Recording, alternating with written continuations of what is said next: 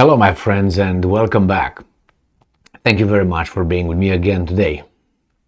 The Ukrainian offensive started and already ended. That's according to the Russians. So, Sergei Shoigu, the Minister of Defense of the Russian Federation, reported today that the Ukrainian offensive has been thwarted. That is, prevented, done, over, bye-bye. That's according to the Russians, okay? According to the Russians, the offensive started on Sunday, 2 days ago, and then it was Monday, and now it's Tuesday, and it's all over. 3 days.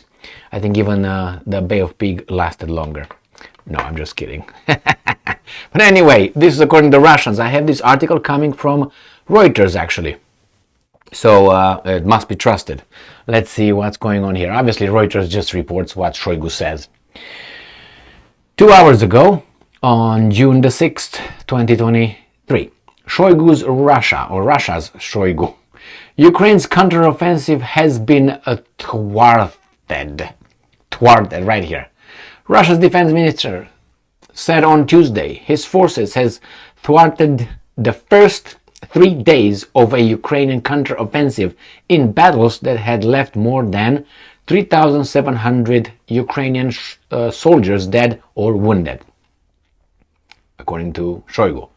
Defense Minister Sergei Shoigu made the claim in an unusually detailed statement reporting on alleged losses by both sides. Ukraine has maintained deliberate ambiguity about whether its long-expected counteroffensive is underway, and Reuters could not independently verify the battlefield claims. And I'm quoting, "In the past 3 days, the Ukrainian regime launched a long-promised offensive in different sectors of the front," Shoigu said, and I'm quoting again, "The attempts at an offensive were thwarted.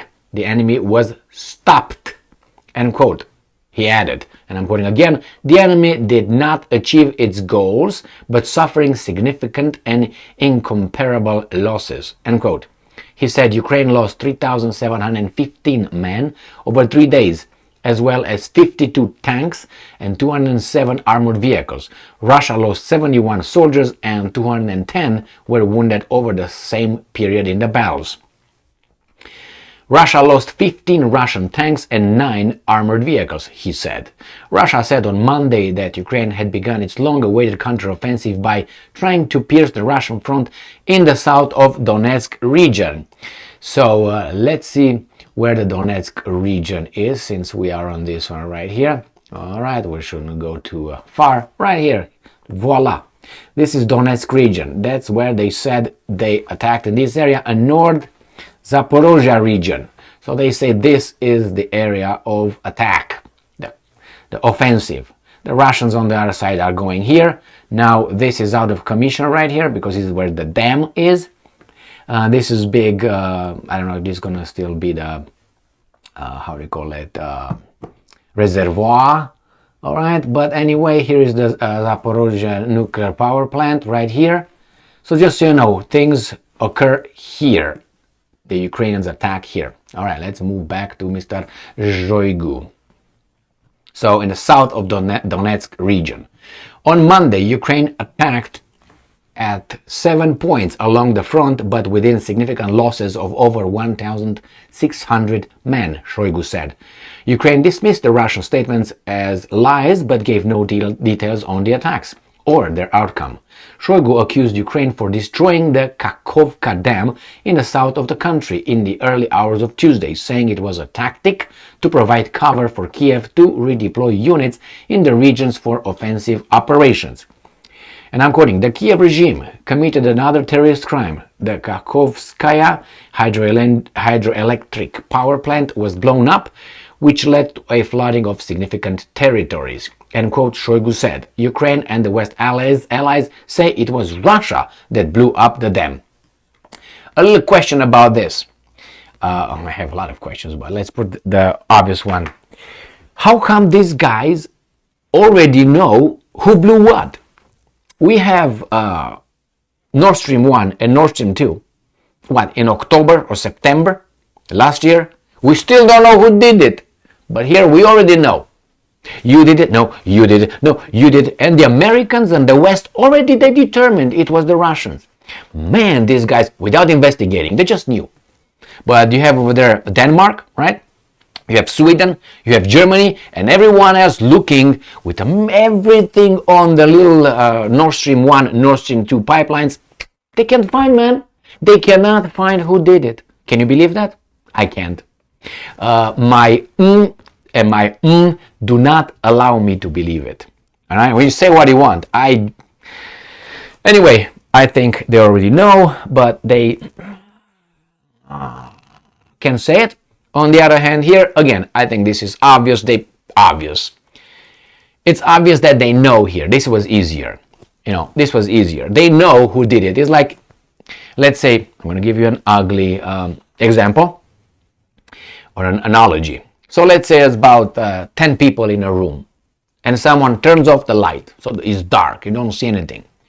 And while you stay over there, you start. Someone farted. Now, you know it was not you, but you don't know who did it. But you hear Gigi saying, Emil did it. Now you know if Gigi did it, but he definitely doesn't know if you did it, but you know you didn't. Why? Because I will tell you if it was me, but it was not me, it was someone else. And Gigi immediately, Emil did it. Anybody else, well, Emil, oh, boo, ew, oh, ah, oh. Wait a minute, just because Gigi said it, is that a fact? You don't know. He doesn't know unless it's him. So you see, I see it the same way here. We have the Russians and the Ukrainians. They know, or at least the people who for sure knew who did it is the ones who did it. That's it, that's for sure. Then you have the ones that got it, like me, who don't know who did it, but they know it was not them. But you hear everybody else saying it was you, but you know it was not you. It was someone else, but you don't know exactly whom. You suspect that it was Gigi, and in this case the Russians suspect that it was a HIMARS missile, as they claim, hitting the dam, but they don't have the trumpet to let everybody know. Why? Because they are bad, and here you free speech, no, misinformation, disinformation, so you believe whatever one side it tells you. Like you have a little dispute and the police shows up between, let's say, two married couple, and the police listens only to one side, one person, not to the other one, what happened, and just arrests the other one. Hey, I'm not going to talk to you, talked only with Gigi. Gigi, what happened? She punched me. Arrested. Boom. Right there. No, it doesn't work that way. In our civilization, you ask both sides, and then you create a safety plan in like, okay, I gotta be separate. You either arrest someone if you have witnesses or you have evidence, or, preemptively you separate them and you have enough evidence. Say, yeah, she's got bam or Gigi got scratches, and you say, okay, what about you? And then that's how you do it. But here, no. Here it doesn't work that way. Here somehow it's just they did it because they say it.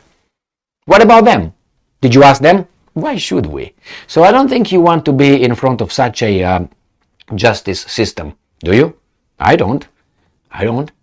Where only the other side is asked, and when you say smack, smack, that's what actually happens right here. They say, because the Ukrainians said the Russians did it, they did it. But on the other hand, who was controlling the dam? Was it the Russians? Or it was the Ukrainians? So again, for another side, again, the blame. You don't know. Maybe it was the Russians doing it, for obvious reasons. But if you just look logically, you would have the Ukrainians as as suspects more than you have the Russians. The Russians could be suspects, but the other ones definitely have more. You suspect them.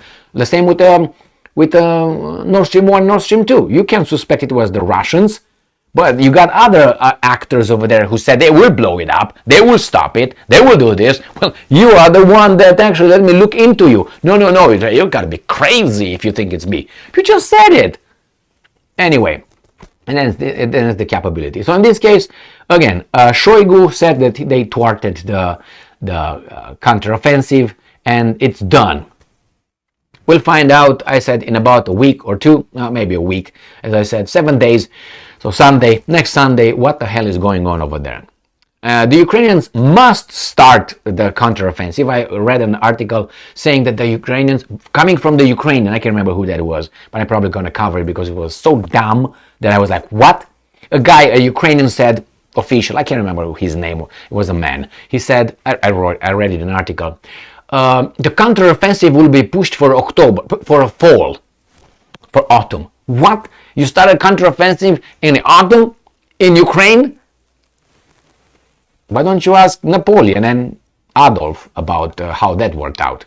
Crazy, but anyway, it seems like we are just so dumb, or that guy was so dumb, or he thought that we're just gonna be gulp it like a hungry fish when you just cast the lure, food, that's it. Jesus Christ, my friends. So anyway, let's see. Obviously, the Ukrainians say, well, we didn't attack, no counteroffensive. The Russians are lying. The Russians could be lying and say, yeah, we already did it. But then the Ukrainians will have another one. So even if the Russians are lying right now, when the Ukrainians will, they started the counteroffensive. Let's say the Russians are lying. Yes, they started the counteroffensive. They did it, okay? And the other guys will really start it. Then the whole world will see, wait a minute, okay, you thwarted that counteroffensive. But what about this one, buddy?